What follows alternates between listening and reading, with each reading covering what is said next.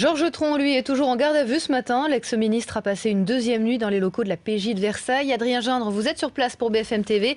Accusé d'agression sexuelle, Georges Tron dément toujours en bloc. Il nie férocement, plus exactement avec combativité, agressivité et fermeté.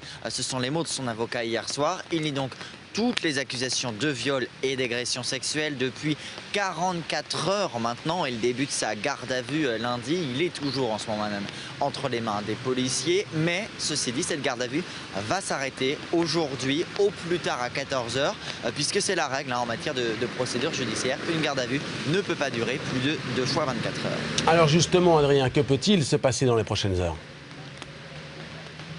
Eh bien, quelles que soient les déclarations de Georges Tron d'ici tout à l'heure 14 heures, soit il sera remis en liberté ou placé en détention provisoire. Ce sont les deux possibilités, sans que cela préjuge du contenu de cette garde à vue ni d'une éventuelle responsabilité de Georges Tron dans cette affaire. Sur le plan de la procédure, il y a 3 possibilités. Soit le parquet estime qu'il n'y a finalement pas lieu de poursuivre davantage et les poursuites sont closes. Soit à l'inverse, il estime que tous les faits sont établis et que l'on peut dès maintenant juger Georges Tron. Cela paraît assez peu vraisemblable.